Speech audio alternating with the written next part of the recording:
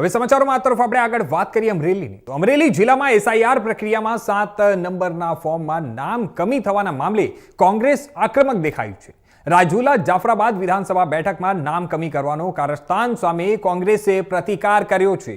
જો આપણે વાત કરીએ તો કોંગ્રેસના કાર્યકરો રેલી સ્વરૂપે પ્રાંત કલેક્ટર કચેરીમાં પહોંચ્યા અને પ્રાંત કલેક્ટરને ત્યાં આવેદનપત્ર પાઠવ્યું। માહિતી મુજબ 6776 જેટલા ફોર્મ નંબર 7 ભરાયા હતા, જેમાં કેટલાક વિસ્તારોમાં નામ કમી હોવાનું સામે આવ્યું છે। રાજુલા, જાફરાબાદ અને ખાંભા વિસ્તારોમાં નામ કમી થવાના મુદ્દે કોંગ્રેસ દ્વારા ત્યાં સત્તાવાર રજૂઆત કરવામાં આવી છે। રાજુલા વિધાનસભા વિસ્તારના એટલે કે રાજુલા, જાફરાબાદ, ખાંભામાં મોટા પ્રમાણમાં કોંગ્રેસની વિચારધારાવાળા લોકોના નામ મતદાર યાદીમાંથી ભાજપ કાર્યાલયથી ડિલીટ કરવામાં આવ્યા છે। આ નામ જે લોકો હયાત હોવા છતાં પરંતુ 7 નંબરના ફોર્મ ભરી અને કલેક્ટરશ્રીને આપવામાં આવ્યા છે કે આ લોકો હયાત નથી અને ખોટી રીતે આ લોકો હવે હાર ભરાઈ ગયેલા, બોખલાઈ ગયેલા લોકો અત્યારે હવે મતદાર યાદી હારે છેડા કરી અને લોકશાહીનું ખૂન કરે છે।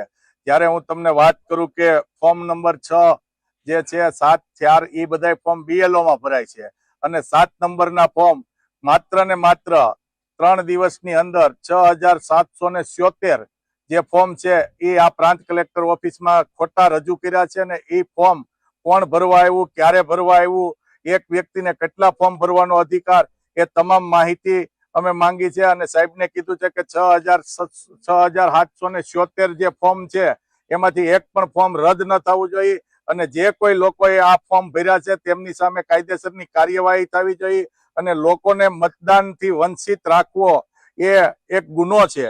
કારણ કે તમે જો હાર ભાલી ગયા હોય અને આવી રીતે તમે લોકોના મત સીધા કાપી અને જીતવાનો પ્રયાસ કરી રહ્યા હોય તો અમારી માંગ છે કે તમામ મતદારો જે 6777 છે એ ફોર્મ તમારી કસ્ટડીમાં લઈ લે અને કસ્ટડીની અંદર લઈ અને લોક કરી દે અને એક પણ ફોર્મ રદ ન થાય।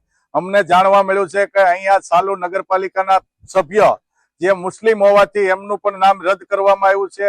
વોરા જે ચેમ્બરના પ્રમુખ છે એમનું પણ નામ રદ કરવામાં આવ્યું છે। અમારા વિઠ્ઠલભાઈ અહીંયા જીવિત વ્યક્તિ છે જાફરાબાદના, એમનું પણ નામ રદ કરવામાં આવ્યું છે અને વધુમાં વધુ તમામ સમાજોને આવરી અને આ લોકોએ જે મતદાર યાદીમાંથી નામ રદ કરે છે એમની સામે આજે અમે આવેદનપત્ર આપી અને રજૂઆત કરી।